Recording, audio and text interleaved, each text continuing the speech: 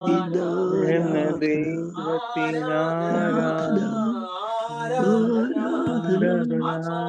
ആത്മാവിലും സത്യത്തിലും ആരാധന, ആരാധന, ആരാധന, ആരാധന, യാഹെന്ന ദൈവത്തിനാരാധന, ആരാധന, ആരാധന, ആരാധന, ആത്മാവിലും സത്യത്തിലും ആരാധന, ആരാധന, ആരാധന, യാഹെന്ന ദൈവത്തിനാരാധന, ദൈവത്തിനാരാധന, ആരാധന, ആരാധന, ആരാധന, ആത്മാവിലും ആത്മാവിലും സത്യത്തിലും സത്യത്തിൽ ആരാധന, ആരാധന, ആരാധന, എന്ന ദൈവത്തിനാരാധന, ദൈവത്തിനാരാധന, ആരാധന, ആരാധന, ആത്മാവിലും ആത്മാവിലും സത്യത്തിലും സത്യത്തിലും ആരാധന, ആരാധന, ആരാധന, യാഹെന്ന ദൈവത്തിനാരാധന, ആരാധന, ആത്മാവിലും ആത്മാവിലും സത്യത്തിലും സത്യത്തിലും ആരാധന, ആരാധന, ആരാധന, ആരാധന, യാഹെന്ന യാഹെന്ന ദൈവത്തിനാരാധന, ദൈവത്തിനാരാധന, ആരാധന, ആരാധന, ആരാധന, ആരാധന, ആത്മാവിലും ആത്മാവിലും സത്യത്തിലും സത്യത്തിലും ആരാധന, ആരാധന, ആരാധന, ആരാധന, യാഹെന്ന ദൈവത്തിനാരാധന, ദൈവത്തിനാരാധന, ആരാധന, ആരാധന, ആത്മാവിലും ആത്മാവിലും സത്യത്തിലും സത്യത്തിലും ആരാധന, ആരാധന, ആരാധന, ആരാധന, യാഹെന്ന ദൈവത്തിനാരാധന,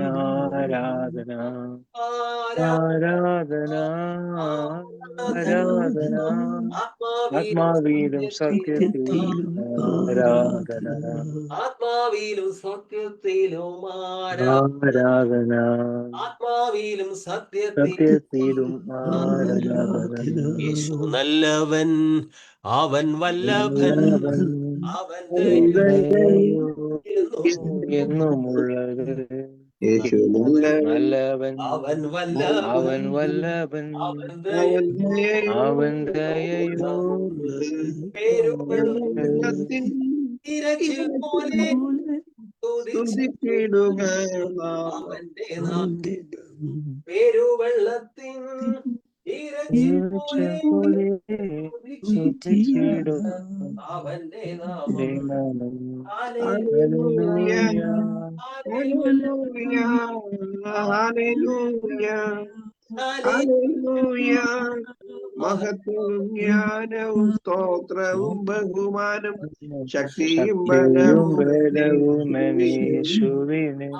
ആമേൻ. മഹത്വവും ജ്ഞാനവും ജ്ഞാനവും സ്തോത്രവും സ്തോത്രവും ബഹുമാനം ബഹുമാനം ശക്തിയും ശക്തിയും ബലവും ബലവും യേശുവിന്. എന്റെ യേശുവിന്. കാൽകളെ പാറമേൽ പാറമേൽ നിർത്തി എന്റെ മനത്തെ മനത്തെ സ്ഥിരമാക്കി. സ്ഥിരമാക്കി, എന്റെ കാൽകളെ കാലുകളെ പാറമേൽ നിർത്തി നിർത്തി എൻ എന്റെ മനത്തെ ഗമനത്തെ സുസ്ഥിരമാക്കി. സുസ്ഥിരമാക്കി.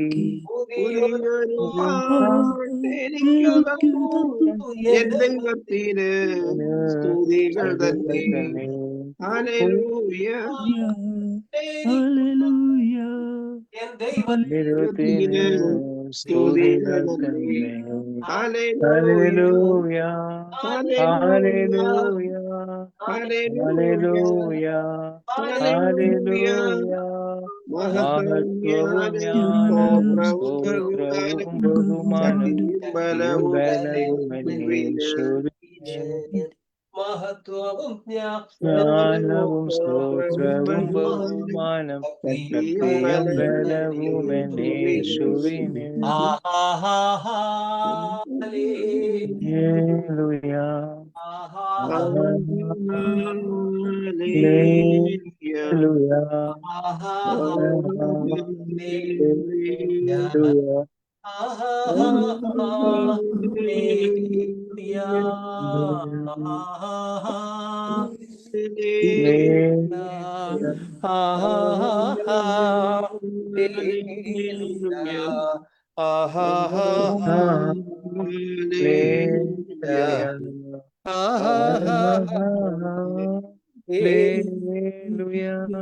നിൻ മഹാകൃപയ്ക്കായി അങ്ങേ ഞാൻ സ്തുതിച്ചിടുമെന്നും നിൻ മഹാകൃപയ്ക്കായി ഞാൻ സ്തുതിച്ചിടുമെന്നും ജീവനുള്ള കാലത്തോളം വിശുദ്ധ കൈകളുയർത്തി സിംഹാസനത്തിൽ വസിക്കും കുഞ്ഞാടിനെ സ്തുതിക്കും ഞാൻ ജീവനുള്ള കാലത്തോളം വിശുദ്ധ കൈകളുയർത്തി സിംഹാസനത്തിൽ വസിക്കും കുഞ്ഞാടിനെ സ്തുതിക്കും ഞാൻ ദൈവപിതാവേ എന്നോടെ താതൻ നീ ദൂതന്മാരാ പകൽ വാഴ്ത്തിയിടുന്നു നന്ദിയാൽ വണങ്ങും തിരുമുന്നിലിന്നേരം എന്നുമെന്നും നീ ആരാധ്യനാം നന്ദിയാൽ വണങ്ങും തിരുമുന്നിലിന്നേരം എന്നുമെന്നും ആരാധ്യനാം നീ പരിശുദ്ധൻ നീ എന്നും സ്തുത്യൻ ദൈവമേ നീ മാത്രം യോഗ്യനാ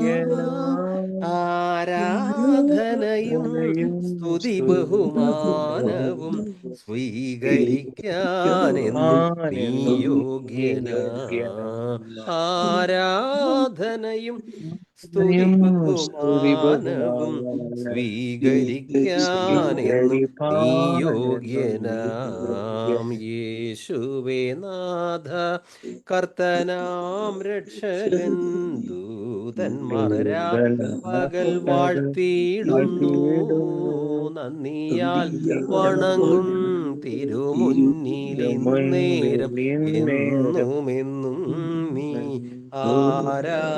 ആരാധ്യനാം നന്ദിയാൽ വണങ്ങും തിരുമുന്നിലിന്നേരം എന്നുമെന്നും നീ ആരാധ്യനാം നീ പരിശുദ്ധൻ നീ എന്നും സ്തുത്യൻ ദൈവമേ നീ മാത്രം യോഗ്യനാ ആരാധനയും സ്തുതി ബഹുമാനവും സ്വീകരിക്കാനെന്നും യോഗ്യനാം ആരാധനയും സ്തുതി ബഹുമാനവും സ്വീകരിപ്പാൻ നീ യോഗ്യനാം പാവനാത്മാവേ ആശ്വാസപ്രദനേ ദൂതന്മാരാ പകൽ വാഴ്ത്തിയിടുന്നു നന്ദിയാൽ വണങ്ങും തിരുമുന്നിലിന്നേരം എന്നുമെന്നും നീ ആരാധനാം നന്ദിയാൽ വണങ്ങും തിരുമുന്നിലിന്നേരം എന്നുമെന്നും നീ ആരാധനാം നീ പരിശുദ്ധൻ നീ എന്നും സ്തുത്യൻ ദൈവമേ നീ മാത്രം യോഗ്യനാ ആരാധനയും സ്തുതി ബഹുമാനവും സ്വീകരിക്കാൻ നീ യോഗ്യനാ ആരാധനയും സ്തുതി ബഹുമാനവും സ്വീകരിക്കാനെന്നും നീ യോഗ്യനാം. ആരെങ്കിലും വാക്യം കാണാപ്പാഠം പഠിച്ചിട്ടുണ്ടോ? പറയാൻ താല്പര്യമുണ്ടെങ്കിൽ പറയാം. കർത്താവിന് സ്തോത്രം. അതുകൊണ്ട് ദൈവത്തിന്റെ വൃതന്മാരും വിശുദ്ധന്മാരും പ്രിയരുമായി മനസ്സലിവ്, ദയ, താഴ്മ, സൗമ്യത, ദീർഘക്ഷമ എന്നിവ ധരിച്ചുകൊണ്ട് അന്യോന്യം പൊറുക്കുകയും ഒരുവനോട് ഒരുവന് വഴക്കുണ്ടായാൽ അന്യോന്യം ക്ഷമിക്കുകയും ചെയ്യുവിൻ. കർത്താവ് നിങ്ങളോട് ചെയ്തതുപോലെ നിങ്ങളും ചെയ്യുവിൻ. എല്ലാറ്റിനും ഇത് സ്നേഹ സമ്പൂർണതയുടെ ബന്ധമായ ഓക്കെ, അത്രയും കാണാപ്പാഠം പഠിച്ചല്ലോ. ദൈവം അനുഗ്രഹിക്കട്ടെ. ഇനി ആരാ പറയാൻ ശ്രമിച്ചത്?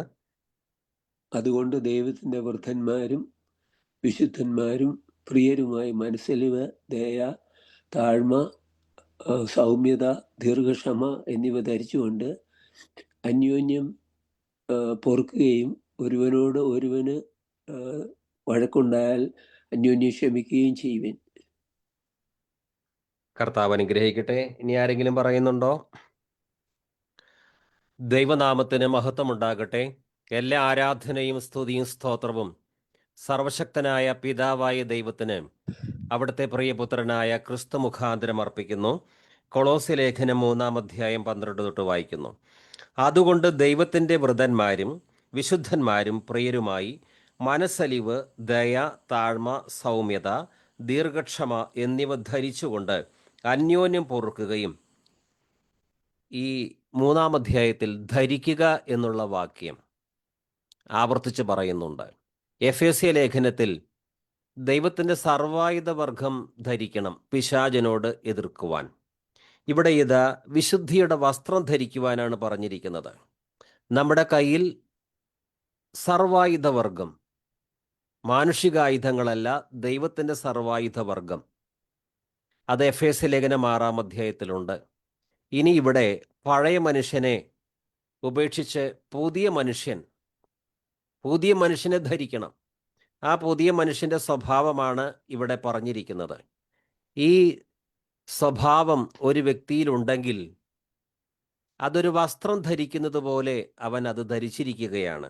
അതുകൊണ്ട് ദൈവത്തിൻ്റെ വൃതന്മാരും, അതായത് തെരഞ്ഞെടുക്കപ്പെട്ടവരും, അതുകൊണ്ട് ദൈവത്തിൻ്റെ വൃതന്മാരും വിശുദ്ധന്മാരും പ്രിയരുമായി മനസ്സലിവ്, ദയ, താഴ്മ എന്നിവ മനസ്സലിവ്, ദയ, താഴ്മ, സൗമ്യത, ദീർഘക്ഷമ എന്നിവ ധരിച്ചുകൊണ്ട് അന്യോന്യം പൊറുക്കുകയും.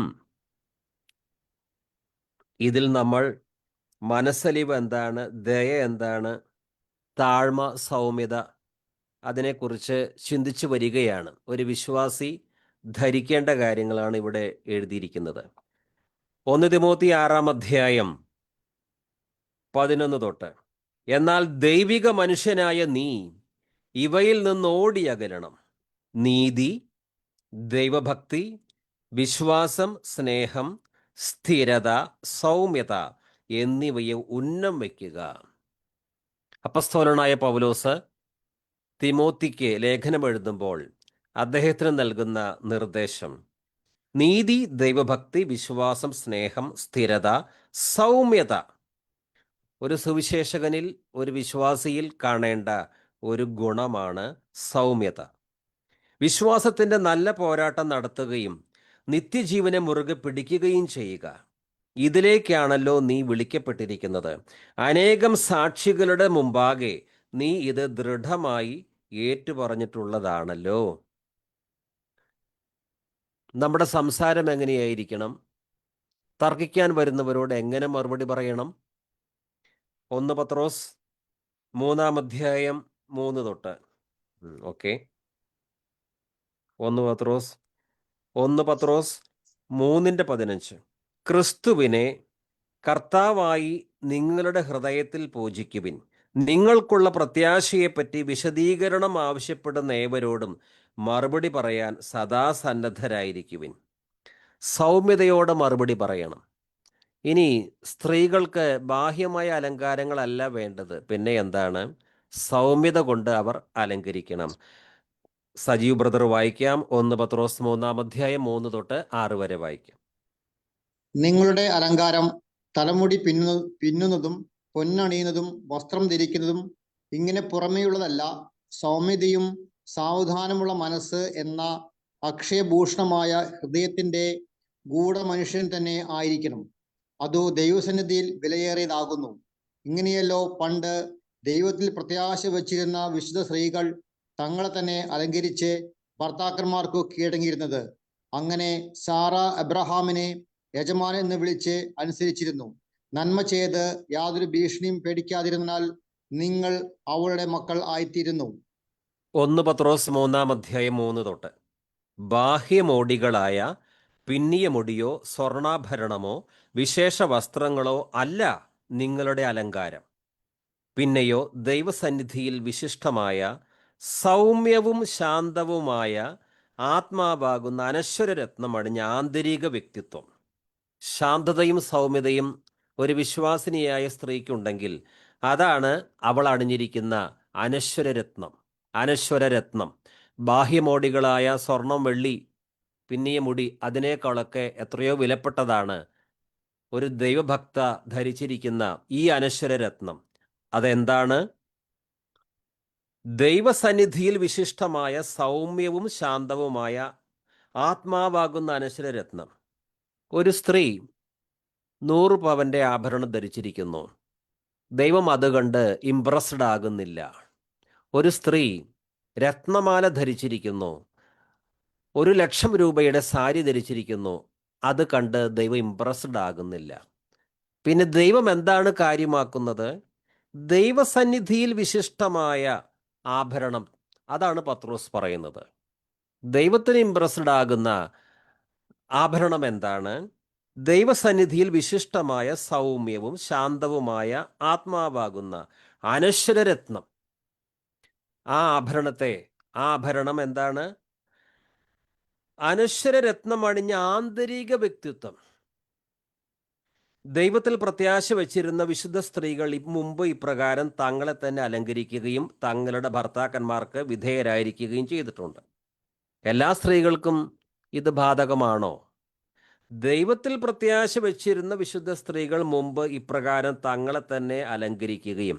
എങ്ങനെയാണ് ദൈവത്തിൽ പ്രത്യാശ വച്ചിരിക്കുന്ന സ്ത്രീകൾ, പഴയ നിയമത്തിലെ സ്ത്രീകൾ അലങ്കരിച്ചത്? സൗമ്യവും ശാന്തവുമായ ആത്മാവാകുന്ന അനശ്വരരത്നം അണിഞ്ഞ ആന്തരിക വ്യക്തിത്വം. അതണിഞ്ഞിട്ടാണ് അവർ തങ്ങളെ തന്നെ അലങ്കരിച്ചത്. സാറ അബ്രഹത്തെ നാഥ എന്ന് വിളിച്ചുകൊണ്ട് അനുസരിച്ചിരുന്നല്ലോ. നന്മ ചെയ്യുകയും ഒന്നിനെയും ഭയപ്പെടാതിരിക്കുകയും ചെയ്താൽ നിങ്ങൾ അവളുടെ മക്കളാകും. നാം എന്തിനാണ് ഈ വാക്യങ്ങളൊക്കെ വായിക്കുന്നത്? കൊളോസ്യ ലേഖനം 3 വാക്യമാണ് നമ്മുടെ കുറിവാക്യം. അതിൽ അതുകൊണ്ട് ദൈവത്തിൻ്റെ വൃതന്മാരും വിശുദ്ധന്മാരും പ്രിയരുമായി മനസ്സലിവ്, ദയ, താഴ്മ, സൗമ്യത. ആ സൗമ്യതയെക്കുറിച്ചാണ് ചില കാര്യങ്ങൾ വചനത്തിൽ നിന്ന് നമ്മൾ വായിക്കുന്നത്. സദൃശവാക്യങ്ങൾ 15:1. മൃദുവായ ഉത്തരം ക്രോധത്തെ ശമിപ്പിക്കുന്നു, കഠിന വാക്കോ കോപത്തെ ജ്വലിപ്പിക്കുന്നു. നമ്മൾ സൗമ്യരാണ്. അത് ഏറെക്കുറെ നമ്മുടെ വാക്കിലൂടെയാണ് മറ്റുള്ളവർക്ക് മനസ്സിലാക്കാൻ സാധിക്കുന്നത്. സൗമ്യതയില്ലാത്ത വ്യക്തി പെട്ടെന്ന് പൊട്ടിത്തെറിക്കും. ചെറിയ കാര്യത്തിന് പോലും പൊട്ടിത്തെറിക്കും. ഹൃദയത്തിൽ ദൈവിക സ്വസ്ഥതയും സമാധാനവും ഉണ്ട്. അതിൻ്റെ പ്രത്യക്ഷമായ തെളിവുകളാണ് നമ്മുടെ അധരത്തിൽ നിന്ന് പുറപ്പെടുന്ന കൃപയോടുകൂടിയതും ഉപ്പിനാൽ രുചി ചേർത്തതുമായ വാക്കുകൾ. നമ്മുടെ ഹൃദയത്തിൻ്റെ നിലവാരമാണ് വായിൽ നിന്ന് വരുന്ന വാക്കുകൾ വെളിപ്പെടുത്തുന്നത്. അതുകൊണ്ട് കൊളോസ്യ ലേഖനം തന്നെ നമ്മൾ ധ്യാനിക്കുന്നത് കൊളോസ്യ ലേഖനമാണ്. 3 അധ്യായം. 4 അധ്യായത്തിൽ കൊളോസ്യ 4:6 പറയുന്നത്, നിങ്ങളുടെ സംസാരം എപ്പോഴും കരുണാമസൃണവും ഹൃദ്യവുമായിരിക്കട്ടെ. ഓരോരുത്തരോടും എങ്ങനെ മറുപടി പറയണമെന്ന് നിങ്ങൾ മനസ്സിലാക്കിയിരിക്കണം. എങ്ങനെയായിരിക്കണം സംസാരം? നിങ്ങളുടെ സംസാരം എപ്പോഴും കരുണാമസൃണവും ഹൃദ്യവുമായിരിക്കട്ടെ. അയ്യോ, ഇത് കേൾക്കാൻ പറ്റുന്നില്ല, ചെവി പൊത്തുന്നു. ചില പ്രസംഗങ്ങളൊക്കെ വല്ലാത്ത അലർച്ചയും അട്ടഹാസവും ആക്രോശവും ആകുമ്പോൾ വിശ്വാസികൾക്ക് നിവൃത്തിയില്ലാതെ അവിടെ ഇരുന്ന് കൊടുക്കേണ്ടി വരും, എഴുന്നേറ്റ് പോകാൻ പറ്റാത്ത അവസ്ഥ. പക്ഷേ ഇവിടെ ഇതാ, നിങ്ങളുടെ സംസാരം എപ്പോഴും കരുണാമസൃണവും ഹൃദ്യവുമായിരിക്കട്ടെ. ഒരുത്തൻ ദൈവത്തിൻ്റെ വചനം പറയുന്നുവെങ്കിൽ അത് കേൾക്കാൻ ഒരു താല്പര്യം. ഇനി ഒരു വിശ്വാസി പ്രസംഗിക്കുകയല്ല, സംസാരിക്കുന്നു, അത് കേൾക്കാൻ ഒരു താല്പര്യം. കർത്താവായ യേശുക്രിസ്തുവിൻ്റെ വാക്കുകൾ എങ്ങനെയായിരുന്നു? ലൂക്കോസ് 4 അധ്യായത്തിൽ എഴുതിയിരിക്കുന്നത് ലാവണ്യവചനങ്ങൾ എന്നാണ്. എബ്രായ 13:1 തൊട്ട് സഹോദര സ്നേഹം നിലനിൽക്കട്ടെ, ആതിഥ്യ മര്യാദ മറക്കരുത്, അതുവഴി ദൈവദൂതന്മാരെ അറിയാതെ സൽക്കരിച്ചിട്ടുണ്ട്. കൊളോസ്യ ലേഖനം 3:12 നാം ധരിക്കേണ്ട വിശേഷതയേറിയ വസ്ത്രത്തെക്കുറിച്ചാണ് പറഞ്ഞിരിക്കുന്നത്. എന്താണ് ആ വസ്ത്രം? ദൈവത്തിൻ്റെ വൃതന്മാരും വിശുദ്ധന്മാരും പ്രിയരുമായി മനസ്സലിവ്, ദയ, താഴ്മ, സൗമ്യത, ദീർഘക്ഷമ എന്നിവ ധരിച്ചുകൊണ്ട്. താഴ്മ ധരിക്കണം. ആ വസ്ത്രം നമ്മൾ ധരിച്ചിട്ടുണ്ടോ? ദയ എന്ന വസ്ത്രം ധരിച്ചിട്ടുണ്ടോ? ദീർഘക്ഷമ എന്ന വസ്ത്രം നമ്മൾ ധരിച്ചിട്ടുണ്ടോ? സക്കറിയ 7:9 തൊട്ട് സൈന്യങ്ങളുടെ കർത്താവ് അരുളി ചെയ്യുന്നു, സത്യസന്ധമായി വിധിക്കുക, സഹോദരന്മാർ പരസ്പരം കരുണയും അലിവും കാണിക്കുക. സഹോദരന്മാർ പരസ്പരം കരുണയും അലിവും കാണിക്കുക. വിധവയെയും അനാഥനെയും പരദേശിയെയും ദരിദ്രനെയും പീഡിപ്പിക്കരുത്. നിങ്ങളിൽ ആരും തൻ്റെ സഹോദരനെതിരെ തിന്മ നിരൂപിക്കരുത്. വീണ്ടും കൊളോസ്യ 3:12 വായിക്കുകയാണ്. അതിനാൽ ദൈവത്തിൻ്റെ തെരഞ്ഞെടുക്കപ്പെട്ടവരും വാത്സല്യഭാജനങ്ങളും പരിശുദ്ധരുമെന്ന നിലയിൽ നിങ്ങൾ കാരുണ്യം, ദയ, വിനയം, സൗമ്യത, ക്ഷമ എന്നിവ ധരിക്കുവിൻ. ഈ ദയ, വിനയം, സൗമ്യത, ദീർഘക്ഷമ ഇതെല്ലാം പരിശുദ്ധാത്മാവ് നമ്മിൽ ഉളവാക്കുന്ന ഫലങ്ങളാണ്. പരിശുദ്ധാത്മാവില്ലാത്ത ഒരുവന് എങ്ങനെ ഈ രീതിയിലെല്ലാം ക്ഷമിക്കാനും സഹിക്കാനും ദയ കാണിക്കാനും സാധിക്കും? ഗലാത്യ 5:22 എന്നാൽ ആത്മാവിൻ്റെ ഫലങ്ങൾ, നമ്മൾ ദൈവാത്മാവിൻ്റെ മന്ദിരമാണ്, അങ്ങനെയാണെങ്കിൽ ഈ ഫലവും നമ്മിൽ നിന്ന് പുറപ്പെട്ടിരിക്കണം. എന്നാൽ ആത്മാവിൻ്റെ ഫലങ്ങൾ സ്നേഹം, ആനന്ദം, സമാധാനം, ക്ഷമ, ദയ, നന്മ, വിശ്വസ്തത, സൗമ്യത, ആത്മസംയമനം ഇവയാണ്. ഇവയ്ക്കെതിരായി ഒരു നിയമവുമില്ല. ഈ ആത്മാവിൻ്റെ 9 ഫലങ്ങൾ, അതിൽ ചിലതാണ് നാം പഠിക്കുന്ന കൊളോസ്യ 3:12 അപ്പസ്തോലനായ പൗലോസ് രേഖപ്പെടുത്തിയിരിക്കുന്നത്. എഫേസ്യ 4:2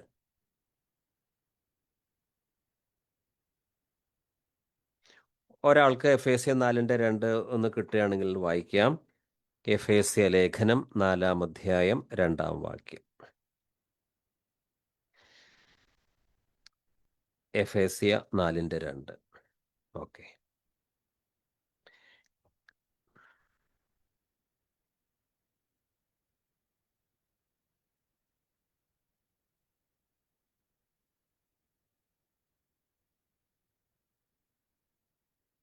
എഫേസ്യ ലേഖനം 4:2 അല്പം കയറ്റി വായിക്കുന്നു. നിങ്ങളെ വിളിച്ചിരിക്കുന്ന വിളിക്ക് യോഗ്യമാവണ്ണം പൂർണ്ണ വിനയത്തോടും സൗമ്യതയോടും ദീർഘക്ഷമയോടും കൂടെ നടക്കുകയും സ്നേഹത്തിൽ അന്യോന്യം പൊറുക്കുകയും. ഇക്കാര്യം തന്നെയാണ് നാം പഠിച്ചുകൊണ്ടിരിക്കുന്ന കൊളോസ്യ ലേഖനം 3:12 തൊട്ട് അദ്ദേഹം പറഞ്ഞിരിക്കുന്നത്. പൂർണ്ണ വിനയത്തോടും സൗമ്യതയോടും ദീർഘക്ഷമയോടും കൂടെ നടക്കുകയും സ്നേഹത്തിൽ അന്യോന്യം പൊറുക്കുകയും. ഇനി എബ്രായ ലേഖനം 6:12 കൊളോസ്യ ലേഖനം 3:12 അവസാനത്തെ ആ ഗുണത്തെക്കുറിച്ച്, ആ പുണ്യത്തെക്കുറിച്ച് പറയുന്നത് അവസാനം ദീർഘക്ഷമ. അതുകൊണ്ട് ദൈവത്തിൻ്റെ വൃതന്മാരും വിശുദ്ധന്മാരും പ്രിയരുമായി മനസ്സലിവ്, ദയ, താഴ്മ, സൗമ്യത, ദീർഘക്ഷമ എന്നിവ ധരിച്ചുകൊണ്ട്. ആ ദീർഘക്ഷമയെക്കുറിച്ച് വിശദമായൊരു പഠനമല്ല, അല്പം ചില കാര്യങ്ങൾ നമുക്ക് ആ ദീർഘക്ഷമയെക്കുറിച്ച്. ഒരു ക്രിസ്ത്യാനിക്ക് അത്യന്താപേക്ഷിതമായി വേണ്ട ഒരു ക്വാളിറ്റിയാണല്ലോ ക്ഷമ. ക്ഷമയെക്കുറിച്ച് നമുക്കറിയാം. പറയാതെ തന്നെ ക്ഷമയെക്കുറിച്ച് പല ക്ലാസ്സുകളും പല ഇടങ്ങളിൽ നിന്നും കേട്ടിട്ടുണ്ടാകും. എബ്രായ ലേഖനം 6:12 അങ്ങനെ നിരുത്സാഹരാകാതെ വിശ്വാസവും ദീർഘക്ഷമയും വഴി വാഗ്ദാനത്തിൻ്റെ അവകാശികളായവരെ അനുകരിക്കുന്നവരാവണം നിങ്ങൾ. അങ്ങനെ നിരുത്സാഹരാകാതെ വിശ്വാസവും ദീർഘക്ഷമയും വഴി വാഗ്ദാനത്തിൻ്റെ അവകാശികളായവരെ അനുകരിക്കുന്നവരാകണം നിങ്ങൾ. ദീർഘക്ഷമ. വാഗ്ദാനം ചെയ്തത് പ്രാപിക്കുവാൻ സഹിഷ്ണുത, ദീർഘക്ഷമ ആവശ്യമാണ്. 1 തിമോത്തി 1 അധ്യായം 1 തൊട്ട് 15 വരെ വായിക്കുന്നു. 1 തിമോത്തി, അതും ആർക്കെങ്കിലും കിട്ടുകയാണെങ്കിൽ വായിക്കാം. 1 തിമോത്തി 1 അധ്യായം 15 തൊട്ട്. ക്രിസ്തുയേശു പാപികൾ രക്ഷിപ്പാൻ ലോകത്തിൽ വന്നു എന്നുള്ളത് വിശ്വാസവും എല്ലാവരും അംഗീകരിപ്പാൻ യോഗ്യമായ വചനം തന്നെ. അതാണ് പക്ഷേ അതെ അതെ അതെ. അപ്പസ്തോലനായ പാപികൾ- പൗലോസ്. ഓക്കെ, വായിച്ചു. ആ പാപികളിൽ ഞാൻ ഒന്നാമൻ. എന്നിട്ടും യേശുക്രിസ്തു നിത്യജീവനായിരിക്കൊണ്ട് തന്നിൽ വിശ്വാസമുള്ളവർക്ക് ദൃഷ്ടാന്തത്തിനായി സകല ദീർഘക്ഷമയും ഒന്നാമനായ എന്നിൽ കാണിക്കേണ്ടതിന് എനിക്ക് കരുണ ലഭിച്ചു. അപ്പസ്തോലനായ പൗലോസാണ് കൊളോസ്യ ലേഖനം എഴുതിയിരിക്കുന്നത്. അദ്ദേഹമാണ് വിശ്വാസികളോട് ക്ഷമ, ദയ, സൗമ്യത ഇതെല്ലാം ധരിക്കുവനെന്ന് എഴുതിയിരിക്കുന്നത്. ഈ അപ്പസ്തോലനായ പൗലോസ് ആദ്യം കർത്താവായ യേശുക്രിസ്തുവിൻ്റെ ക്ഷമയും ദയയും മനസ്സലിവും നന്നായി അനുഭവിച്ചവനാണ്. കാരണം ക്രിസ്ത്യാനികളെ പീഡിപ്പിച്ച് നിത്യമായ നരകത്തിന് യോഗ്യനായ ഒരു മനുഷ്യനായിരുന്നു പൗലോസ്. പാപികളിൽ ഒന്നാമനാണ്, അദ്ദേഹം പറയുന്നുണ്ട്. പക്ഷേ കർത്താവിൻ്റെ ദീർഘക്ഷമ നിമിത്തം ഈ പൗലോസിന് പാപക്ഷമ കിട്ടി. പൗലോസിന് മാത്രമല്ല, നമുക്കെല്ലാവർക്കും കർത്താവിൻ്റെ ദീർഘക്ഷമയാൽ നാം ചെയ്തു പോയ എല്ലാ ലംഘനങ്ങൾക്കും മോചനം കിട്ടി, നരകശിക്ഷ മാറി, പാപികളിൽ ഒന്നാമന്മാരായ നമ്മൾ ജീവന്റെ പുസ്തകത്തിൽ പേര് ചേർക്കപ്പെട്ട ദൈവമക്കളായി തീർന്നിരിക്കുകയാണ്. ഇത്രയും വലിയ ദീർഘക്ഷമ ദൈവം നമുക്ക് കാണിച്ചതുകൊണ്ട്, ഇത്രയും വലിയ ദീർഘക്ഷമയും മനസ്സലിവും ദൈവം തൻ്റെ പുത്രനായ ക്രിസ്തു വഴി നമ്മോട് പ്രദർശിപ്പിച്ചതുകൊണ്ട് നമ്മളും മറ്റുള്ളവരോട് മനസ്സലിവ്, ദയ, ദീർഘക്ഷമ ഇവയെല്ലാം പ്രദർശിപ്പിക്കുവാൻ നമുക്ക് കടമയുണ്ട്. പൗലോസ് തൻ്റെ അവസ്ഥ പറയുന്നത് 1 തിമോത്തി 1 അധ്യായം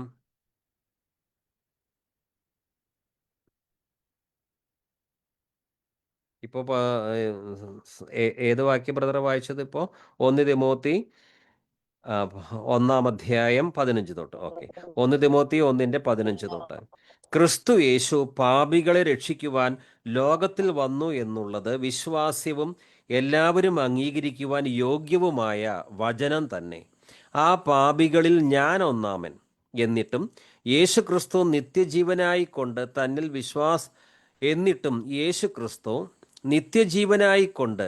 തന്നിൽ വിശ്വസിക്കാനുള്ളവർക്ക് ദൃഷ്ടാന്തത്തിനായി സകല ദീർഘക്ഷമയും ഒന്നാമനായ എന്നിൽ കാണിക്കേണ്ടതിന് എനിക്ക് കരുണ ലഭിച്ചു.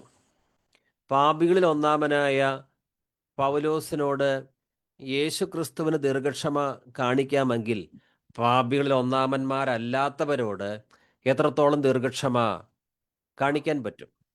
പൗലോസ് ഒരു കേസ് സ്റ്റഡിയാണ്. അദ്ദേഹം പറയുകയാണ്, എന്നെപ്പോലെ പാപികളിൽ ഒന്നാമനായ എന്നെപ്പോലെ ഉള്ളവനോട് ഈ കർത്താവിന് ദീർഘക്ഷമ കാണിക്കാൻ സാധിച്ചുവെങ്കിൽ തീർച്ചയായിട്ടും നിങ്ങളോടും അവിടുന്ന് ദീർഘക്ഷമ കാണിക്കും.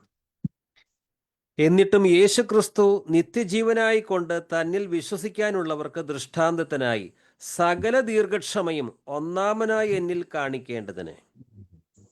പൗലോസിന് യേശു ക്രിസ്തുവിൻ്റെ ദീർഘക്ഷമ അനുഭവിക്കുവാൻ ഇടവന്നു. അതുകൊണ്ട് പൗലോസ് തുടർന്ന് തൻ്റെ ജീവിതയാത്രയിൽ സുവിശേഷ നിമിത്തം ഒരുപാട് ഉപദ്രവങ്ങൾ സഭയ്ക്ക് അകത്തു നിന്നും പുറത്തു നിന്നും ഒക്കെ ഉണ്ടായി. അപ്പോഴെല്ലാം ക്ഷമിച്ചു, സഹിച്ചു, പൊറുത്തു. 1-ാം നൂറ്റാണ്ടിലെ ക്രിസ്ത്യാനികൾക്ക് ദീർഘക്ഷമ അത്യാവശ്യമായിരുന്നു. എബ്രായ വിശ്വാസികൾ ക്രിസ്തു മാർഗത്തിലേക്ക് വന്ന ഒറ്റ കാരണത്താൽ അവരിൽ പലരും തടവ് അനുഭവിക്കേണ്ടി വന്നു, നിന്ദയും പരിഹാസവും അനുഭവിക്കേണ്ടി വന്നു. മാത്രമല്ല, അവരുടെ വസ്തുവകകൾ പോലും സുവിശേഷ വിരോധികൾ എടുത്തുകൊണ്ടുപോയി. പക്ഷെ അവരെല്ലാം അത് ക്ഷമിക്കുകയാണ് ചെയ്തത്.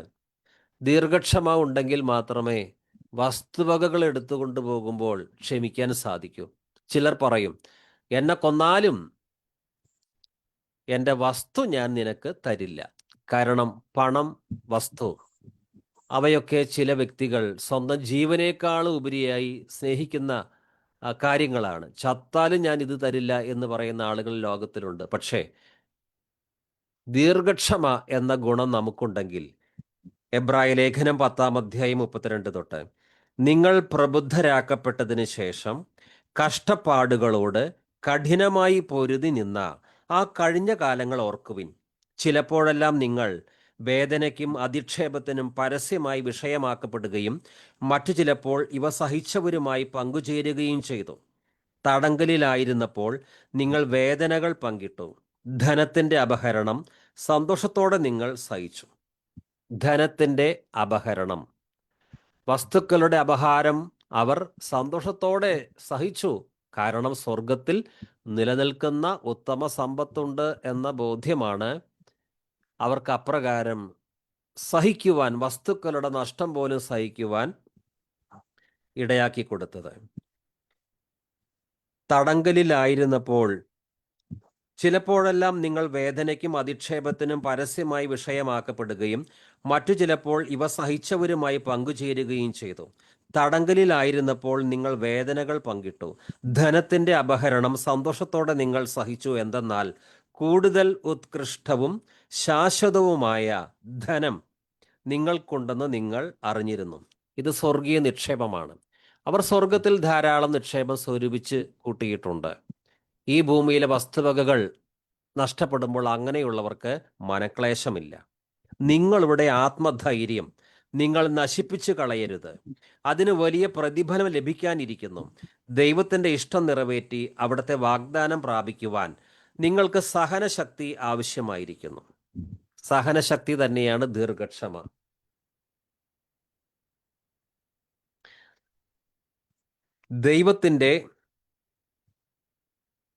നിങ്ങളുടെ ആത്മധൈര്യം നിങ്ങൾ നശിപ്പിച്ചു കളയരുത്. അതിന് വലിയ പ്രതിഫലം ലഭിക്കാനിരിക്കുന്നു. ദൈവത്തിൻ്റെ ഇഷ്ടം നിറവേറ്റി അവിടുത്തെ വാഗ്ദാനം പ്രാപിക്കുവാൻ നിങ്ങൾക്ക് സഹനശക്തി ആവശ്യമായിരിക്കുന്നു. ഇനി വളരെ കുറച്ച് സമയമേ ഉള്ളൂ. വരാനിരിക്കുന്നവൻ വരുക തന്നെ ചെയ്യും. അവൻ താമസിക്കുകയില്ല. എൻ്റെ നീതിമാൻ വിശ്വാസം മൂലം ജീവിക്കും. അവൻ പിന്മാറുന്നെങ്കിൽ എൻ്റെ ആത്മാവ് അവനിൽ പ്രസാദിക്കുകയില്ല. പിന്മാറി നശിപ്പിക്കപ്പെടുന്നവരുടെ കൂട്ടത്തിലല്ല, വിശ്വസിച്ച് ആത്മരക്ഷ പ്രാപിക്കുന്നവരുടെ കൂട്ടത്തിലാണ് നാം. യാക്കോബ് 5:7-8 വരെ വായിക്കാം. യാക്കോബ് 5:7-8 വരെ. എന്നാൽ സഹോദരന്മാരെ, കർത്താവിന്റെ പ്രത്യക്ഷത വരെ ദീർഘക്ഷമയോടിരിപ്പിൻ. കൃഷിക്കാരൻ ഭൂമിയുടെ വിലയേറിയ ഫലത്തിൽ നിന്നു കാത്തുകൊണ്ട് മുൻമഴയും പിന്മഴയും അതിന് കിട്ടുവോളം ദീർഘക്ഷമയോടിരിക്കുന്നുവല്ലോ. നിങ്ങളും ദീർഘക്ഷമയോടിരിപ്പിൻ. നിങ്ങൾ ഹൃദയം സ്ഥിരമാക്കുവിൻ. കർത്താവിന്റെ പ്രത്യക്ഷത സമീപിച്ചിരിക്കുന്നു. കൊളോസ്യ 3:12 ദീർഘക്ഷമയെക്കുറിച്ച് പൗലോസ് പറഞ്ഞിട്ടുണ്ട്. ആ ദീർഘക്ഷമ, അതിനെക്കുറിച്ചുള്ള ഒരു വിശദീകരണമാണ് നമ്മളിപ്പോൾ നടത്തുന്നത്. യാക്കോബ് 5:7 തൊട്ട്, സഹോദരന്മാരെ, കർത്താവിൻ്റെ ആഗമനം വരെ ക്ഷമയോടെ കാത്തിരിക്കുവിൻ. 2000 വർഷമായി ദൈവസഭ കാത്തിരിക്കുകയാണ്. നീണ്ട കാത്തിരിപ്പ്. സഹോദരന്മാരെ, കർത്താവിൻ്റെ ആഗമനം വരെ ക്ഷമയോടെ കാത്തിരിക്കുവിൻ. ഭൂമിയിൽ നിന്ന് നല്ല ഫലങ്ങൾ ലഭിക്കുന്നതിന് വേണ്ടി കൃഷിക്കാരൻ ആദ്യത്തെ മഴയും അവസാനത്തെ മഴയും ക്ഷമയോടെ പ്രതീക്ഷിച്ചിരിക്കുന്നത് പോലെ നിങ്ങളും ക്ഷമയോടെ ഇരിക്കുവിൻ, ദൃഢചിത്തരായിരിക്കുവിൻ. എന്തുകൊണ്ടെന്നാൽ കർത്താവിൻ്റെ ആഗമനം അടുത്തിരിക്കുന്നു. വളരെ പരിശോധനകൾ നേരിടുന്ന വിശ്വാസികൾക്കാണ് യാക്കോബ് ലേഖനം എഴുതുന്നത്. അവർക്ക് ദീർഘക്ഷമ അത്യാവശ്യമാണ്. 2 കാര്യങ്ങളിൽ ദീർഘക്ഷമ കാണിക്കണം. സുവിശേഷ വിരോധികൾ ഉപദ്രവിക്കുമ്പോൾ ദീർഘക്ഷമ, മാത്രമല്ല കർത്താവിൻ്റെ വരവിനായി ക്ഷമയോടെ കാത്തിരിക്കണം. ഒരു കർഷകൻ മഴയ്ക്ക് വേണ്ടി കാത്തിരിക്കുന്നത് പോലെ ഇവർ ദീർഘക്ഷമയോടെ കാത്തിരിക്കണം. പ്രകോപനം പാടില്ല. പ്രകോപനപരമായ സാഹചര്യങ്ങൾ ഉണ്ടായാലും ഇവർ ദേഷ്യപ്പെടാനോ പ്രതികാരം നടത്തുവാനോ ഒന്നും പാടില്ല. പിന്നെ എന്താണ് വേണ്ടത്? സഹോദരന്മാരെ, കർത്താവിൻ്റെ ആഗമനം വരെ ക്ഷമയോടെ കാത്തിരിക്കുവിൻ. ക്ഷമയോടെ കാത്തിരിക്കുന്നവരാണ് ദൈവമക്കൾ. രണ്ട് കാര്യത്തിനായി. ഈ ഭൂമിയിൽ എന്തെല്ലാം ഉപദ്രവങ്ങൾ മറ്റുള്ളവരിൽ നിന്ന് നേരിട്ടാലും ന്യായമായി വിധിക്കുന്നവെങ്കിൽ കാര്യം ഭരമേൽപ്പിച്ച് കർത്താവ് അതിൽ ഒരു തീരുമാനമെടുക്കുവാൻ ക്ഷമയോടെ കാത്തിരിക്കുക. രണ്ടാമത്തെ കാത്തിരിപ്പ് കർത്താവായ യേശു ക്രിസ്തുവിൻ്റെ രണ്ടാം വരവിന് വേണ്ടിയുള്ള കാത്തിരിപ്പാണ്.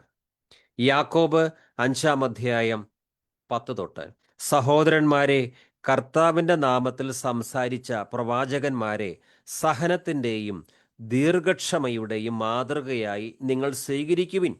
പഴയ നിയമത്തിലെ പ്രവാചകന്മാരെല്ലാം കഠിനമായി ഉപദ്രവം ഏറ്റുവാങ്ങിയവരാണ്. അവർ പറഞ്ഞ സന്ദേശം, ദൈവത്തിൻ്റെ ആലോചന അത് നിമിത്തം. പക്ഷേ അവർ ദീർഘക്ഷമ പ്രദർശിപ്പിച്ചു. യിരെമ്യാവിനെ എത്രമാത്രം പീഡിപ്പിച്ചു.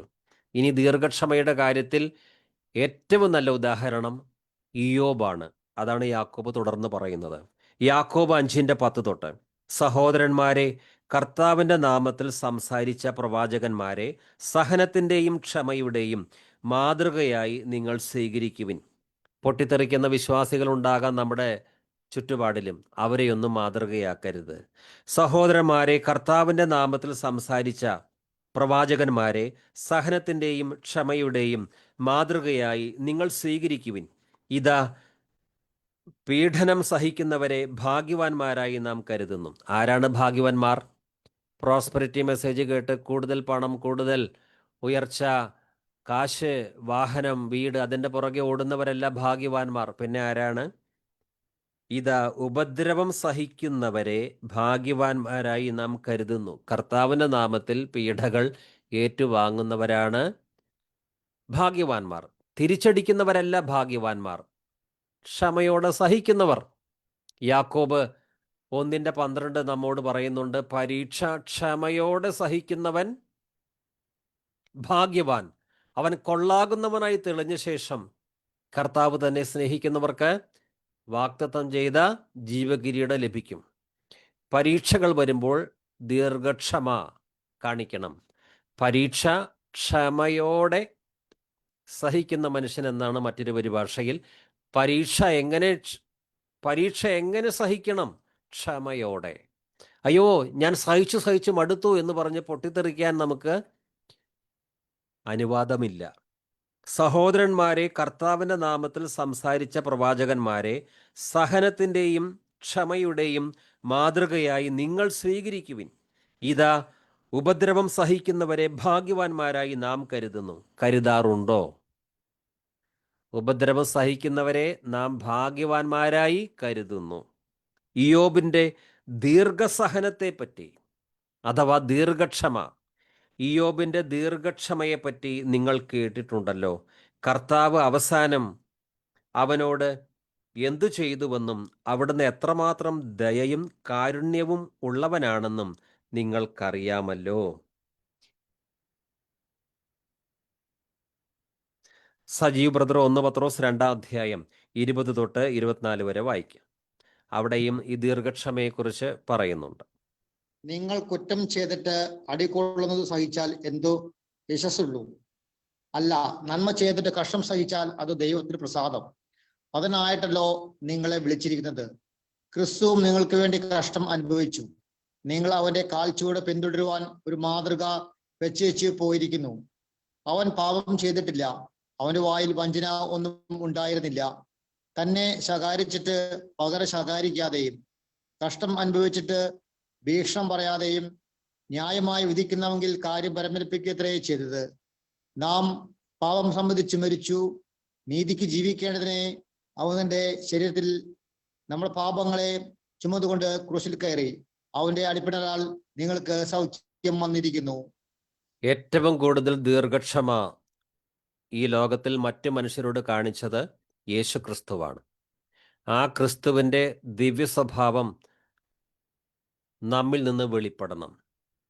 പത്രോസ്ലീഹ എഴുതുന്നു, 1 പത്രോസ് 2:20 തൊട്ട്, തെറ്റു ചെയ്തിട്ട് അടിക്കപ്പെടുമ്പോൾ ക്ഷമയോടെ സഹിച്ചാൽ നിങ്ങൾക്ക് എന്ത് മഹത്വമാണ് ഉള്ളത്?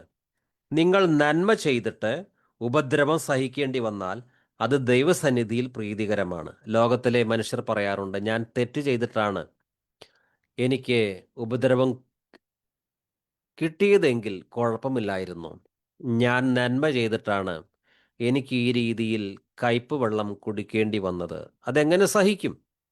പക്ഷെ ദൈവമക്കൾക്കുള്ള പ്രമാണം ഇതാണ്: തെറ്റു ചെയ്തിട്ട് അടിക്കപ്പെടുമ്പോൾ ക്ഷമയോടെ സഹിച്ചാൽ നിങ്ങൾക്ക് എന്ത് മഹത്വമാണുള്ളത്. ലോകത്തിലെ ആളുകൾ തെറ്റ് ചെയ്തിട്ട് അടിക്കപ്പെടുമ്പോൾ തന്നെ അത് ക്ഷമയോടെ സഹിക്കാറില്ല, അവർ പ്രതികരിക്കും.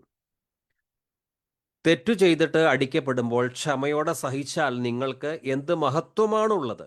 നിങ്ങൾ നന്മ ചെയ്തിട്ട് ഉപദ്രവങ്ങൾ സഹിക്കേണ്ടി വന്നാൽ അത് ദൈവസന്നിധിയിൽ പ്രീതികരമാണ്. ക്ഷമിച്ചു, സഹിച്ചു, ദീർഘക്ഷമ കാണിച്ചു, അത് പരാജയത്തിൻ്റെ ജീവിതമല്ല. ശൗര്യമില്ലാത്തത് ക്ഷമിക്കുന്നതല്ല. പിന്നെയോ ക്രിസ്ത്യാനിയായതുകൊണ്ട് ക്ഷമിച്ചേ പറ്റൂ. നിങ്ങൾ നന്മ ചെയ്തിട്ട് പീഡകൾ സഹിക്കേണ്ടി വന്നാൽ അത് ദൈവസന്നിധിയിൽ പ്രീതികരമാണ്. ഇതിനായിട്ടാണ് നിങ്ങൾ വിളിക്കപ്പെട്ടിരിക്കുന്നത്. എന്തെന്നാൽ ക്രിസ്തു നിങ്ങൾക്ക് വേണ്ടി സഹിക്കുകയും നിങ്ങൾ അനുകരിക്കുന്നതിന് വേണ്ടി നിങ്ങൾക്ക് മാതൃക നൽകുകയും ചെയ്തിരിക്കുന്നു. പിതാവേ, ഇവർ ചെയ്യുന്നത് അറിയാത്തതുകൊണ്ട് ഇവരോട് ക്ഷമിക്കണമേ. ക്രൂശീകരണ വേളയിൽ ദൈവപുത്രൻ പ്രാർത്ഥിക്കുകയാണ്, ക്ഷമിക്കുകയാണ്. ഉപദ്രവിച്ചവർക്ക് പാപക്ഷമ കൊടുക്കുവാൻ പിതാവിനോട് യാചിക്കുകയാണ്. ഈ സ്വഭാവമാണ് നമുക്ക് വേണ്ടത്. ക്രിസ്തു നിങ്ങൾക്ക് വേണ്ടി സഹിക്കുകയും നിങ്ങൾ അനുകരിക്കുന്നതിന് വേണ്ടി നിങ്ങൾക്ക് മാതൃക നൽകുകയും ചെയ്തിരിക്കുന്നു. അവൻ പാപം ചെയ്തിട്ടില്ല, അവൻ്റെ അധരത്തിൽ വഞ്ചന കാണപ്പെട്ടുമില്ല. നിന്ദിക്കപ്പെട്ടപ്പോൾ അവൻ പകരം നിന്ദിച്ചില്ല, പീഡനമേറ്റപ്പോൾ ഭീഷണിപ്പെടുത്തിയില്ല. പിന്നെയോ നീതിയോടെ വിധിക്കുന്നവന് തന്നെ ഭരമേൽപ്പിക്കുകയാണ് ചെയ്തത്. അല്ലാതെ ഉടനെ തന്നെ എനിക്ക് ന്യായം പാലിച്ചു കിട്ടണം, ഏത് കോടതിയിൽ പോകണം, അതല്ല. ന്യായമായി വിധിക്കുന്നവങ്കൽ സ്വർഗീയ പിതാവിങ്കൽ തൻ്റെ കാര്യം ഭരമേൽപ്പിക്കുകയാണ് ചെയ്തത്. യാക്കോബ് എഴുതിയ ലേഖനം 1:12, പരീക്ഷകൾ ക്ഷമയോടെ സഹിക്കുന്നവൻ ഭാഗ്യവാൻ. എന്തെന്നാൽ അവൻ പരീക്ഷകളെ അതിജീവിച്ച് കഴിയുമ്പോൾ തന്നെ സ്നേഹിക്കുന്നവർക്ക് ദൈവം വാഗ്ദാനം ചെയ്തിരിക്കുന്ന ജീവന്റെ കിരീടം അവന് ലഭിക്കും. ക്ഷമയോടെ സഹിക്കുക, ദീർഘക്ഷമ പ്രദർശിപ്പിക്കുക പ്രകോപനപരമായ സാഹചര്യങ്ങളിൽ, അതിന് വലിയ പ്രതിഫലം ലഭിക്കും. ദേഷ്യപ്പെട്ടാൽ, പ്രതികാരം നടത്തിയാൽ അതിന് പ്രതിഫലം കിട്ടുമെന്നല്ല. പരീക്ഷകൾ ക്ഷമയോടെ സഹിക്കുന്ന വ്യക്തി, ദൈവത്തിൻ്റെ അംഗീകാരം പ്രാപിച്ച വ്യക്തി, ദൈവം നീ കൊള്ളാകുന്നവനാണ് എന്ന് പറഞ്ഞ വ്യക്തി, ആ വ്യക്തിക്ക് ജീവകിരീടം കിട്ടും. കൊളോസ്യ ലേഖനമാണ് നാം ധ്യാനിക്കുന്നത്. 3-ാം അധ്യായം 12-13 വരെ വായിക്കുന്നു. അതിനാൽ ദൈവത്തിൻ്റെ തെരഞ്ഞെടുക്കപ്പെട്ടവരും വാത്സല്യഭാജനങ്ങളും വിശുദ്ധരുമെന്ന നിലയിൽ നിങ്ങൾ കാരുണ്യം, ദയ, വിനയം, സൗമ്യത, ക്ഷമ എന്നിവ ധരിക്കുവിൻ. ക്ഷമ, അതിനെക്കുറിച്ചാണ് നാം ധ്യാനിച്ചു കൊണ്ടിരിക്കുന്നത്. ഒരു വസ്ത്രം ധരിക്കുന്നത് പോലെ ദീർഘക്ഷമയെ ധരിക്കണം. ഒരാൾക്ക് മറ്റൊരാളോട് പരിഭവമുണ്ടായാൽ പരസ്പരം ക്ഷമിച്ച് സഹിഷ്ണുതയോടെ വർത്തിക്കുവിൻ. കർത്താവ് നിങ്ങളോട് ക്ഷമിച്ചതുപോലെ നിങ്ങളും ക്ഷമിക്കണം. എങ്ങനെ ക്ഷമിക്കണം? എനിക്കത്രയേ പറ്റിയുള്ളൂ, അതിൽ കൂടുതലൊന്നും ക്ഷമിക്കാൻ എന്നെ കൊണ്ട് പറ്റില്ല. അങ്ങനെയല്ല. പിന്നെ എങ്ങനെയാണ് ക്ഷമിക്കേണ്ടത്? കർത്താവ് നിങ്ങളോട് ക്ഷമിച്ചതുപോലെ തന്നെ നിങ്ങളും ക്ഷമിക്കണം. പൗലോസ് ഇവിടെ പറയുന്നത് കൊളോസ്യ ലേഖനം 3:12, അതുകൊണ്ട് ദൈവത്തിൻ്റെ വൃതന്മാരും വിശുദ്ധന്മാരും പ്രിയരുമായി മനസ്സലിവ്, ദയ, താഴ്മ, സൗമ്യത, ദീർഘക്ഷമ എന്നിവ ധരിച്ചുകൊണ്ട്. ഇനി 14-ാം വാക്യത്തിൽ എല്ലാറ്റിനും മീതെ സമ്പൂർണതയുടെ ബന്ധമായ സ്നേഹം ധരിക്കണം. എന്തൊക്കെ ധരിക്കണം? മനസ്സലിവ് ധരിക്കണം, ദയ ധരിക്കണം, താഴ്മ, സൗമ്യത, ദീർഘക്ഷമ ഇവ ധരിക്കണം. പിന്നെയോ സമ്പൂർണതയുടെ ബന്ധമായ സ്നേഹം ധരിക്കുവിൻ. ചിലർ പുറമെയുള്ള വസ്ത്രധാരണത്തിന് പ്രാധാന്യം കൊടുക്കും. യോഗ്യമായ വസ്ത്രം ധരിക്കാം. ചിലർ വെള്ളവസ്ത്രം ധരിച്ചിട്ടാണ് ആരാധനയ്ക്ക് പോകുക. അതിൽ തെറ്റില്ല. പക്ഷേ ഈ പറയുന്ന വസ്ത്രം ധരിക്കാതെ, അതായത് മനസ്സലിവ്, ദയ, താഴ്മ, സൗമ്യത, ദീർഘക്ഷമ, സമ്പൂർണതയുടെ ബന്ധമായ സ്നേഹം, ഈ വസ്ത്രങ്ങളൊന്നും ധരിക്കാതെ പുറമെ വെള്ളവസ്ത്രം മാത്രം ധരിക്കുകയാണെങ്കിൽ എന്ത് പ്രയോജനം? നമ്മൾ ഏത് വസ്ത്രം ധരിക്കാനാണ് കൂടുതൽ പ്രാധാന്യം കൊടുക്കുന്നത്? വെള്ളവസ്ത്രം ധരിക്കാനാണോ? വെള്ളവസ്ത്രം ധരിച്ച് വിശുദ്ധൻ എന്നുള്ളൊരു പേരെടുക്കാനാണോ? അതോ ഇവിടെ പറയുന്ന ഈ ആത്മീയ വസ്ത്രം ധരിക്കാനാണോ? മനസ്സലിവ്, ദയ, താഴ്മ, സൗമ്യത, ദീർഘക്ഷമ, സമ്പൂർണതയുടെ ബന്ധമായ സ്നേഹം, ഈ വസ്ത്രം ധരിക്കാനാണോ നമുക്ക് താല്പര്യമുള്ളത്? എബ്രായ ലേഖനം സജീവ് ബ്രദർ വായിക്കാം, 12:1 വരെ. എബ്രായ ലേഖനം. ആകയാൽ നാം സാക്ഷികളെ ഇത്ര വലിയൊരു സമൂഹം നമുക്ക് ചുറ്റും നിൽക്കുന്നുകൊണ്ട് സകല ഭാരവും മുറുകെ പറ്റുന്ന പാപവും വിട്ട് നമുക്ക് മുമ്പിൽ വെച്ചിരിക്കുന്ന ഓട്ടം സ്ഥിരതയോടെ ഓടുക. വിശ്വാസത്തിന്റെ നായകനും പൂർത്തി വരുത്തുന്നതിനുമായ യേശുവിനെ നോക്കുക. തന്റെ മുമ്പിൽ വെച്ചിരിക്കുന്ന സന്തോഷം ഓർത്ത് അവൻ അപമാനം അലക്ഷ്യമാക്കി ക്രൂശിനെ സഹിക്കുകയും ദൈവസിംഹാസനത്തിന്റെ വലതുഭാഗത്ത് ഇരിക്കുകയും ചെയ്തു. നിങ്ങളുടെ ഉള്ളിൽ ക്ഷീണിച്ചു മടുക്കാതിരിപ്പാൻ പാപികളാൽ തനിക്ക് നേരിട്ടുള്ള ഇങ്ങനെയുള്ള വിരോധം സഹിച്ചവരെ ധ്യാനിച്ചുകൊള്ളുവിൻ. സഭാപ്രസംഗി 9:8. നിന്റെ വസ്ത്രം എപ്പോഴും ശുഭ്രമായിരിക്കട്ടെ, നിന്റെ വസ്ത്രം എപ്പോഴും വെള്ളയായിരിക്കട്ടെ. അത് ആക്ഷരിക വസ്ത്രം.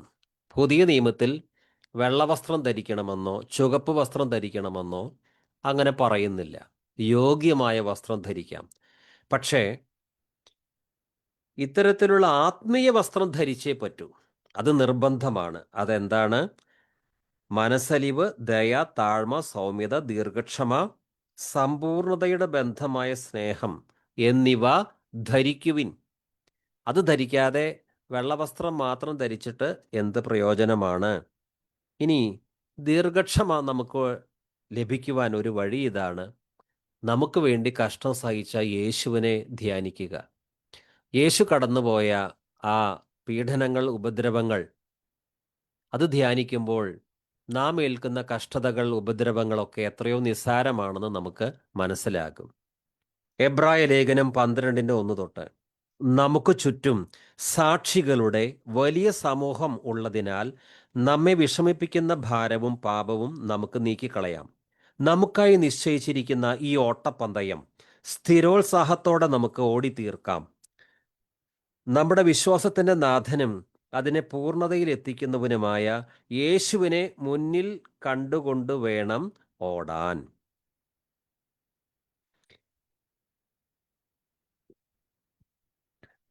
അപമാനം വകവയ്ക്കാതെ ക്രൂശ് ക്ഷമയോടെ സ്വീകരിച്ചു. ദൈവസിംഹാസനത്തിൻ്റെ വലത്ത് ഭാഗത്ത് അവൻ അവരോധിക്കപ്പെടുകയും ചെയ്തു. വിശ്വാസ ജീവിതം ഒരു ഓട്ടക്കളമാണ്. പല രീതിയിൽ ഉപദ്രവങ്ങൾ, നഷ്ടങ്ങൾ, അപമാനങ്ങൾ, ഇതൊക്കെ നമ്മൾ പ്രതീക്ഷിക്കണം. കാരണം നമ്മൾ വിശാല വഴിയിലൂടെയല്ല ഓടുന്നത്, ഇടുക്കമുള്ള വഴിയിലൂടെയാണ്. അവിടെ ഉപദ്രവം ഉണ്ടാകും. അപ്പോൾ ആരെ ലക്ഷ്യമാക്കി ഓടണം? ആരെ മാതൃകയാക്കി ഓടണം? പത്രോസ് പറയുന്നുണ്ട്, നമുക്ക് വേണ്ടി സഹിച്ച ക്രിസ്തുവിനെ അനുകരിക്കണം. ഇനി ആരെ നോക്കി ഓടണം? നമുക്ക് വേണ്ടി സഹിച്ച യേശുവിനെ തന്നെ. നമ്മുടെ വിശ്വാസത്തിൻ്റെ നാഥനും അതിനെ പൂർണ്ണതയിൽ എത്തിക്കുന്നവനുമായ യേശുവിനെ മുന്നിൽ കണ്ടുകൊണ്ട് വേണം നാം ഓടാൻ. റോമാലേഖനം 12:12. പ്രത്യാശയിൽ സന്തോഷിക്കുവിൻ, ക്ലേശങ്ങളിൽ സഹനശീലരായിരിക്കുവിൻ, പ്രാർത്ഥനയിൽ സ്ഥിരതയുള്ളവരായിരിക്കുവിൻ. ദീർഘക്ഷമ, സഹനശീലം, അതാണ് നാം ധ്യാനിക്കുന്നത്. പ്രത്യാശയിൽ സന്തോഷിക്കുവിൻ, ക്ലേശങ്ങളിൽ സഹനശീലരായിരിക്കുവിൻ. സങ്കീർത്തനങ്ങൾ 37:7. സങ്കീർത്തനങ്ങൾ 37:7. കർത്താവിൻ്റെ മുമ്പിൽ സ്വസ്ഥനായിരിക്കുക, ക്ഷമാപൂർവം അവിടുത്തെ കാത്തിരിക്കുക, ദുഷ്ടമാർഗം അവലംബിച്ച് അഭിവൃദ്ധിപ്പെടുന്നവനെ കണ്ട് അസ്വസ്ഥനാകേണ്ട, കോപത്തിൽ നിന്ന് അകന്നു നിൽക്കുക, ക്രോധം വെടിയുക, പരിഭ്രമിക്കാതിരിക്കുക, അത് തിന്മയിലേക്ക് മാത്രമേ നയിക്കൂ. കർത്താവിനെ കാത്തിരിക്കുന്നവർ ഭൂമി അവകാശമാക്കും. ഇത് നമുക്കുള്ള വ്യക്തിപരമായ ആലോചനയാണ്. കർത്താവിൻ്റെ മുമ്പിൽ സ്വസ്ഥനായിരിക്കുക, തിക്കും തിരക്കും പരിഭ്രാന്തിയും വേണ്ട. എന്തു വന്നാലും പത്രോസ് പറയുന്നുണ്ട്, കർത്താവിൻ്റെ ശക്തമായ കരങ്ങളുടെ കീഴിൽ താണിരിക്കുവിൻ, അവിടുന്ന് നിങ്ങൾക്കായി കരുതുന്നു, തക്ക സമയത്ത് അവിടുന്ന് നിങ്ങളെ ഉയർത്തും. സങ്കീർത്തനങ്ങൾ 37:7 തൊട്ട്. കർത്താവിൻ്റെ മുമ്പിൽ സ്വസ്ഥനായിരിക്കുക. മറ്റൊരു സങ്കീർത്തനത്തിൽ പറയുന്നുണ്ട്, ശാന്തമായിരിക്കുക, മിണ്ടാതിരിക്കുക, ഞാൻ ദൈവമാണെന്നറിയുക. സങ്കീർത്തനം 37:7 തൊട്ട്. കർത്താവിൻ്റെ മുമ്പിൽ സ്വസ്ഥനായിരിക്കുക, ക്ഷമാപൂർവം അവിടത്തെ കാത്തിരിക്കുക.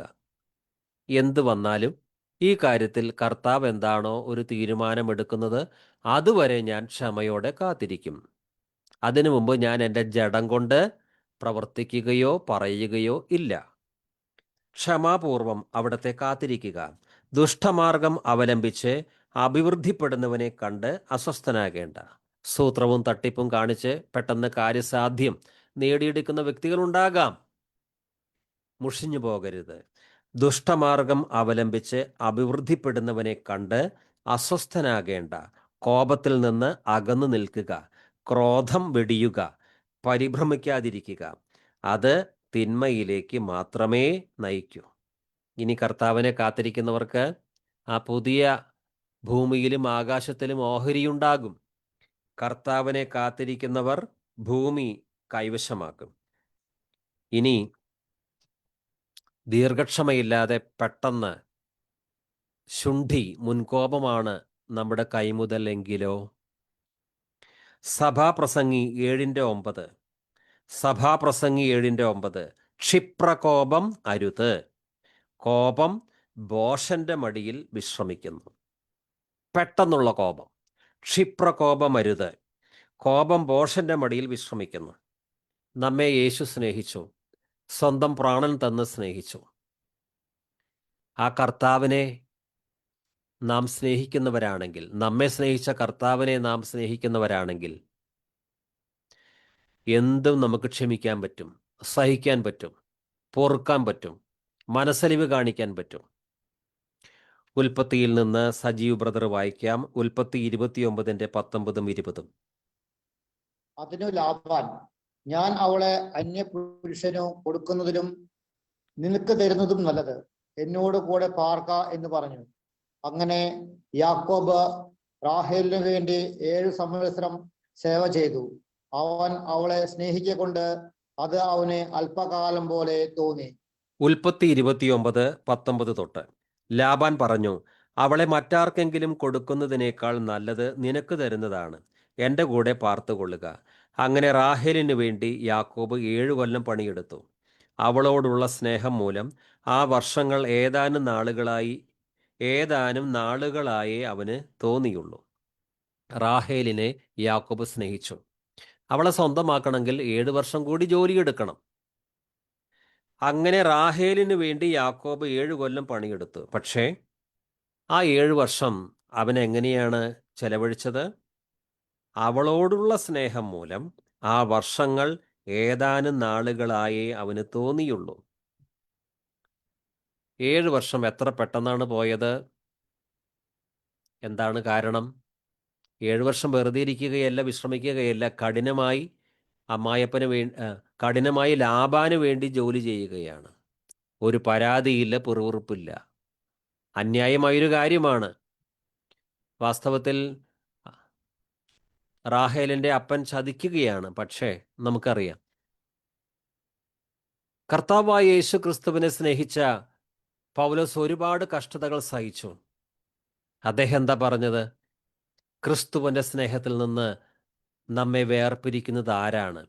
കഷ്ടമോ, പട്ടിണിയോ, ആപത്തോ, നഗ്നതയോ, വാളോ, ഇപ്പോഴുള്ളതോ വരാനുള്ളതോ?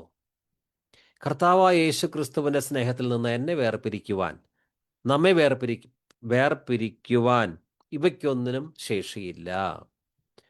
ഇത്രമാത്രം സുവിശേഷ വേലയിൽ കഷ്ടപ്പാട് പൗലോസ് സഹിച്ചു. എന്തുകൊണ്ടാണ്? ക്രിസ്തുവിൻ്റെ സ്നേഹം ഞങ്ങളെ നിർബന്ധിക്കുന്നു. പൗലോസ് യേശുവിൻ്റെ സ്നേഹം അനുഭവിച്ചു. പൗലോസ് യേശുവിനെ തിരിച്ച് സ്നേഹിച്ചു. പൗലോസ് അതുകൊണ്ട് പറയുന്നു, നമ്മിൽ വെളിപ്പെടുവാനുള്ള തേജസ് വിചാരിച്ചാൽ ഈ കാലത്തിലെ കഷ്ടങ്ങൾ സാരമില്ല എന്ന് ഞാൻ എണ്ണുന്നു. ഈ കാലത്തിലെ കഷ്ടങ്ങൾ സാരമില്ല. യേശുവിനോടുള്ള സ്നേഹം സമൃദ്ധമായി നമ്മുടെ ഹൃദയത്തിൽ നിറഞ്ഞു നിൽക്കുകയാണെങ്കിൽ ഏത് കഷ്ടമാകട്ടെ, ക്ലേശമാകട്ടെ, അത് വല്ലാത്ത കഷ്ടമാണെന്ന് നമുക്ക് തോന്നില്ല. 7 വർഷം എത്ര പെട്ടെന്നാണ് പോയത്? കാരണം റാഹേലിനോടുള്ള സ്നേഹം നിമിത്തം. ഉൽപ്പത്തി 29:19 തൊട്ട് ലാബാൻ പറഞ്ഞു, അവളെ മറ്റാർക്കെങ്കിലും കൊടുക്കുന്നതിനേക്കാൾ നല്ലത് നിനക്ക് തരുന്നതാണ്. എൻ്റെ കൂടെ പാർത്തുകൊള്ളുക. അങ്ങനെ റാഹേലിന് വേണ്ടി യാക്കോബ് 7 കൊല്ലം പണിയെടുത്തു. അവളോടുള്ള സ്നേഹം മൂലം ആ വർഷങ്ങൾ ഏതാനും നാളുകളായേ അവന് തോന്നിയുള്ളൂ. നമുക്കിന്നത്തെ വചനപ്രബോധനം അവസാനിപ്പിക്കാം. അതിനു മുമ്പ് കൊളോസിയ 3:12-13 ഒരു തവണ നമുക്കൊന്ന് വായിക്കാം. കൊളോസ്യ ലേഖനം 3-ാം അധ്യായം 12 തൊട്ട് 13 വരെ ഒരു തവണ നോക്കി വായിക്കാം. അതുകൊണ്ട് ദൈവത്തിൻ്റെ വൃതന്മാരും വിശുദ്ധന്മാരും പ്രിയരുമായി മനസ്സലിവ്, ദയ, താഴ്മ, സൗമ്യത, ദീർഘക്ഷമ എന്നിവ ധരിച്ചുകൊണ്ട് അന്യോന്യം പൊറുക്കുകയും ഒരുവനോട് ഒരുവന് വഴക്കുണ്ടായാൽ തമ്മിൽ ക്ഷമിക്കുകയും ചെയ്യുവിൻ. കർത്താവ് നിങ്ങളോട് ക്ഷമിച്ചതുപോലെ നിങ്ങളും ചെയ്യുവിൻ. അതൊരു കൽപ്പനയാണ്. നാളെ കർത്താവ് അനുവദിച്ചാൽ ഇതിൻ്റെ തുടർച്ച നമുക്ക് ധ്യാനിക്കാമെന്ന് കരുതുന്നു. സജീവ് ബ്രദർ പ്രാർത്ഥിക്കാം. സെബാസ്റ്റ്യൻ ബ്രദർ ആശീർവാദം പറയും. പരിശുദ്ധനായ ഞങ്ങളുടെ നല്ല ദൈവമേ, സ്വർഗീയ പിതാവേ, ഈ കൽപ്പിച്ച വചനത്തിന് മുമ്പാകെ ഞങ്ങൾ താഴ്ത്തി സമർപ്പിക്കുന്നു. കർത്താവെ, വചനം കേൾക്കുക മാത്രം ചെയ്യാതെ അത് ദിവസവും അനുസരിക്കുന്നവരായി കൂടി പോവാൻ തക്കവണ്ണം ദൈവത്തിന്റെ പരിശുദ്ധാത്മാവ് ഞങ്ങൾക്ക് കൃപ തരുമാറാകണമേ.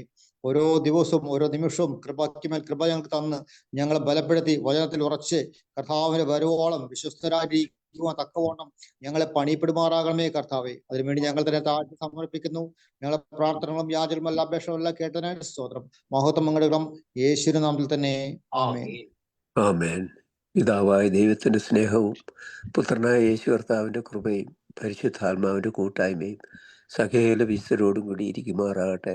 നമ്മുടെ കർത്താവായ യേശു ക്രിസ്തു മുഖാന്തരം നമുക്ക് ജയം തന്ന ദൈവത്തിന് മഹത്വം. ഹല്ലേലൂയ, ഹല്ലേലൂയ, ഹല്ലേലൂയ. ആമേൻ. കർത്താവേ,